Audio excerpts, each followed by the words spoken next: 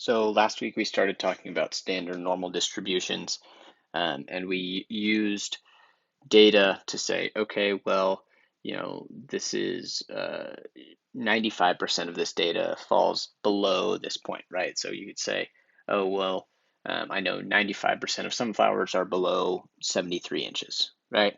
Or 95% of babies are shorter than 54 centimeters, something like that, right?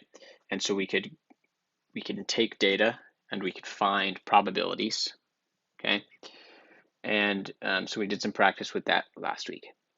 Another useful tool in statistics is to go the other way and say, okay, well, I want to find some interval that includes the middle 95% of my data. Okay, so um, maybe you're looking at, I don't know, the cost of housing, right? So you're looking at buying a house, right? And you say, well, the average house price is, I don't know, $400,000, right? And there's a standard deviation of, let's say, $30,000, okay? And so you say, well, I want to know what I want to know what the middle 95% of houses cost. So you make what's called a confidence interval, and you would say, okay, well, the middle 95% of houses cost between $340,000 and $460,000, right? And so what you're doing is you're taking some percentage, some proportion, and you're working backwards to find those endpoints, right? So really what we're using, and we're using exactly what we used last week, we're just kind of going the other direction. We're taking a percentage and moving backwards, right? And so it takes a little bit more creativity, but once you get it, it shouldn't be too difficult, right? So as always, we're going to start with a bell curve and kind of look at it from there, and then we can elaborate, right? So we've got a bell curve, and whenever we have a bell curve, we put the mean and then 3 standard deviations in either direction.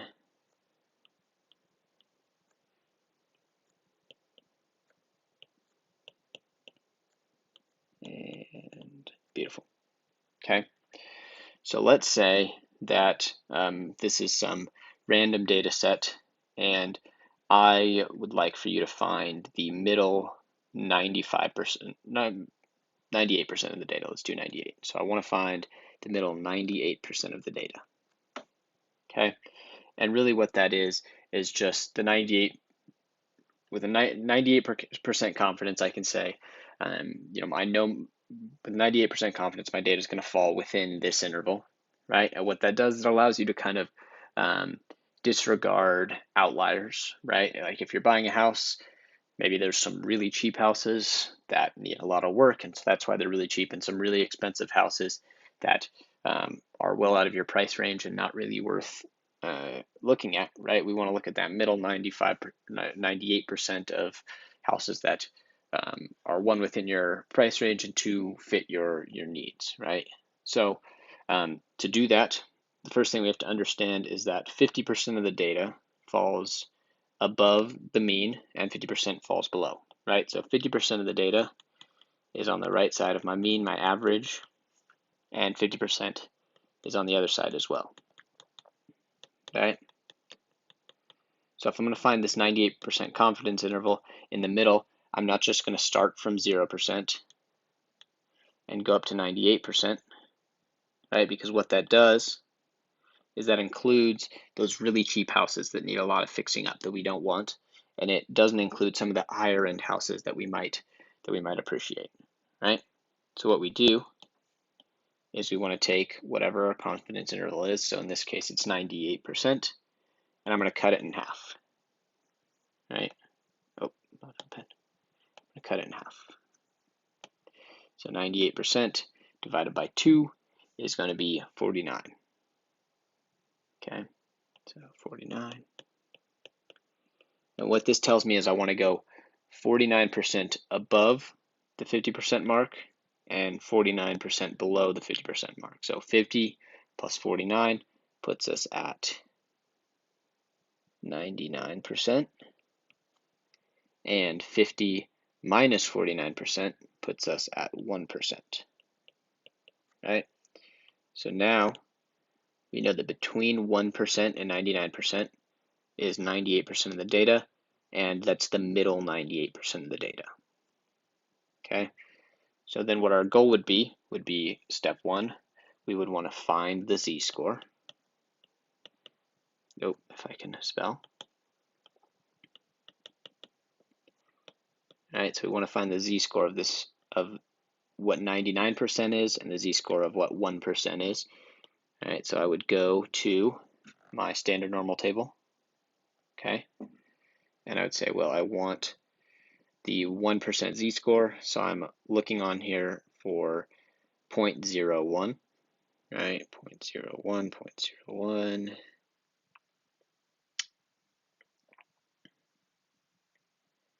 And there it is. Okay, you won't be able to get it exactly, but if we look at negative 2.30, that's as close as we're going to get. Oh, nope. Negative 2.32 is closer. All right, so I'm going to take that one.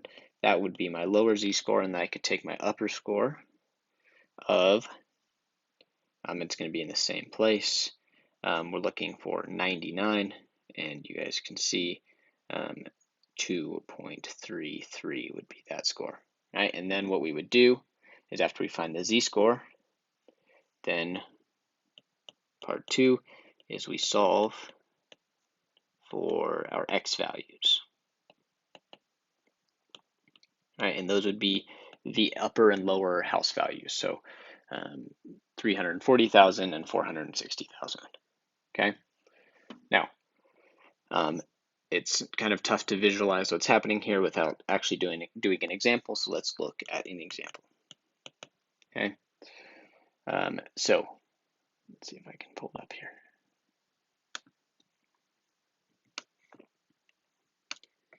All right, so the average retail price for USDA all fresh beef was $2.51. Okay, so the mu is going to be $2.51. Nope, if I can write $2.51. And our standard deviation is going to be 15 cents. So standard deviation is going to be 15 cents. All right, so first thing that I'm going to do is I'm going to first draw my bell curve. That was kind of a strangely shaped one, but right here we've got 251, 266, 281, 296. Right, we go the other direction too. So we've got down 15 would be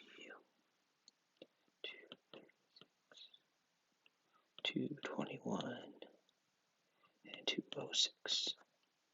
All right, so now we've got a standard distribution, and let's say that we want a confidence interval of I want 96% of the data. Okay, so first thing I want to do is cut that in half. Oops. And 96 divided by 2 is going to be 48. Okay, so I want the middle 48% of the data, or middle 96% of the data, so that means I want 48% of the data on either side of 50.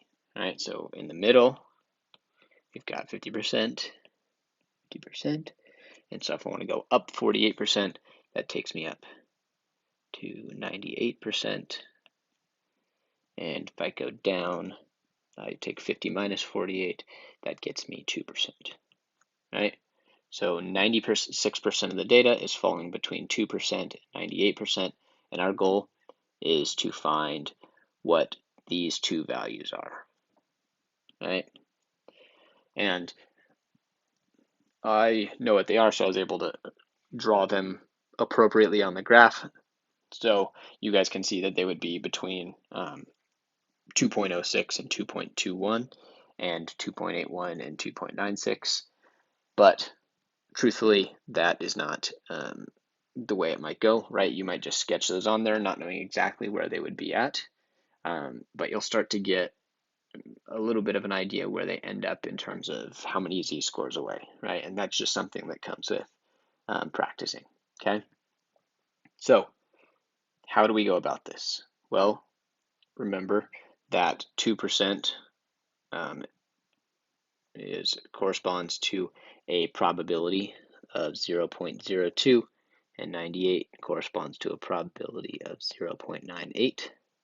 So we want to find those two values on our standard normal table and find the associated z-score, right? And it's very unlikely that we're going to get exactly that value, but we're going to want to look for as close as we can. So the first one we'll look for is 0.02, okay?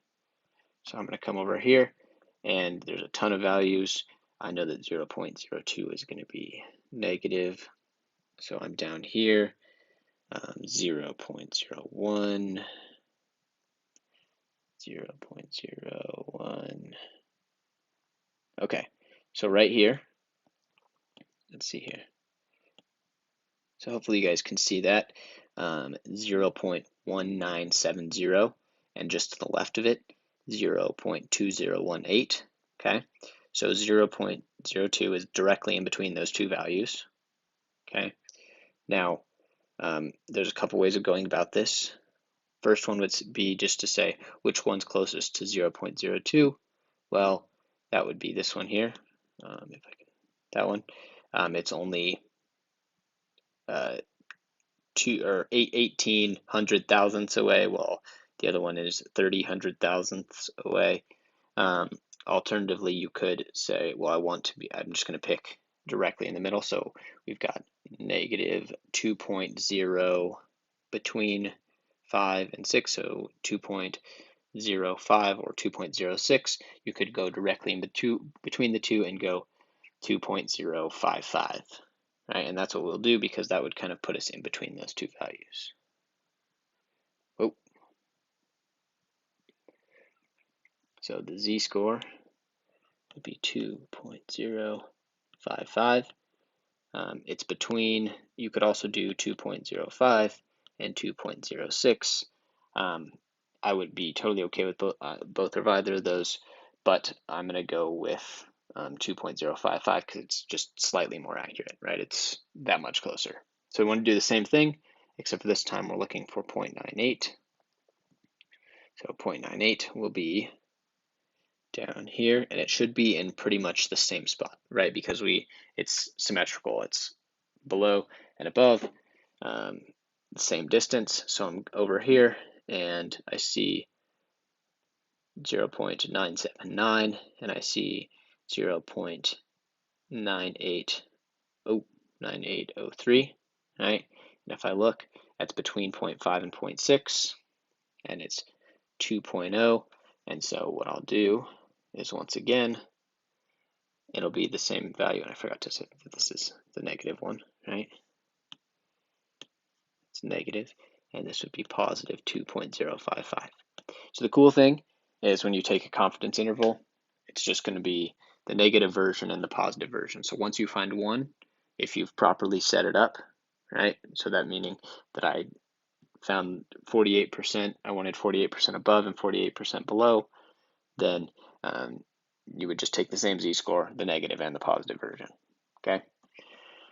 So I've got between negative 2.055 and positive 2.055, okay? Those are z-scores. So now it's important to remember that step one was find our z-score. Step two is to find our x values, okay? So the formula for z-score was x minus mu divided by our standard deviation, okay? We have the mean, that's $2.51. We have the standard deviation, which is 15 cents. And we have the z-score, which is negative 0.2055 and positive 2.055, right? So what we want to do is just use our algebra skills to solve for x. right? So I'll plug in what I know. I know that my z-score is negative 2.055. I'm trying to find x, okay? My mean is $2.51, and my standard deviation is 15 cents. Oopsies. And now I'm trying to solve for x. So I multiply both sides by 15 cents times 15 cents. Right? And so 0.15 times negative 2.055 is negative 0.0308, and that is equal to x minus $2.51. It's supposed to be 1. Okay, so now I want to add 251 to both sides.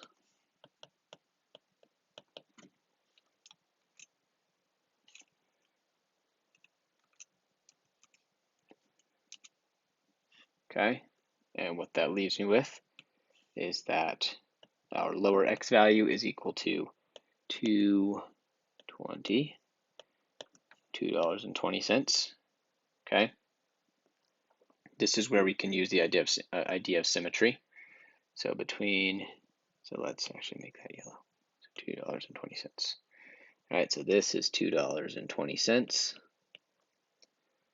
which is 31 cents away from the mean, right? So we could do the same thing in the other direction. If we went down 31 cents to go down, then we want to go up 31 cents, which would give us $2.82. Okay. Alternatively, you could do the exact same thing that we just did, where you would take the z-score formula, use our z-score, and solve for x. But since it's symmetrical, there's no reason to do that extra step, right? So instead, I just use the symmetry to find the other side. Now, what does that mean? We've got a interval of 220 to $2.82. Okay, what this means is that 96% of the prices that you would see would fall somewhere in that range, somewhere between $2.20 and $2.82, right? Well, how is this valuable to you? Let's say that you're buying some beef, right? And you see that the price is $2.15. Okay, assuming that you know that it's good quality, well, now you know that you're getting a pretty good deal, right? You're in that bottom 2% there. That's the bottom 2% of prices, right? You're existing down in this area. Alternatively, let's say that you are looking at the prices and the price is $2.87, right? Well, now you know that it's up here and it's overpriced and it's probably not worth it unless you know that it's somehow a superior quality, right? And that's something that you're interested in buying, okay? So the beautiful thing about this is it allows us to look at the data and say 2% of the data is happening down here, 2% of it is happening up here, and then 96% of it is happening in the middle, right? So, for example, on the problems that you're going to have, I know this video is probably getting pretty long, but one of them is you want to find, you're making a one-size-fits-all hat, okay, and you want it to fit 98% of the population. So your goal is that you make a confidence interval between two sizes, right, that holds 98% of the data. And if you have a head that is in the largest 1% or in the smallest 1%, then you're kind of out of luck, right? But in you making a hat that fits 98% of the population, you've kind of covered your bases without making a hat that is ridiculously large or ridiculously small, right? And And so this is kind of a simplified version of confidence intervals. There's kind of more to evaluating if it's a good confidence interval or not.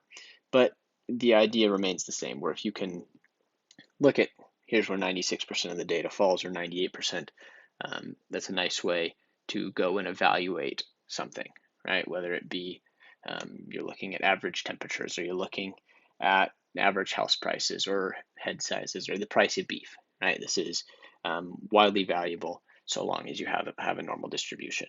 I understand that this is going to be a little bit difficult and it may be confusing. As always, please reach out and send me an email if you'd like me to do another example. I can make another video doing another example. Otherwise, hope you guys are all doing well, and 2 weeks ago.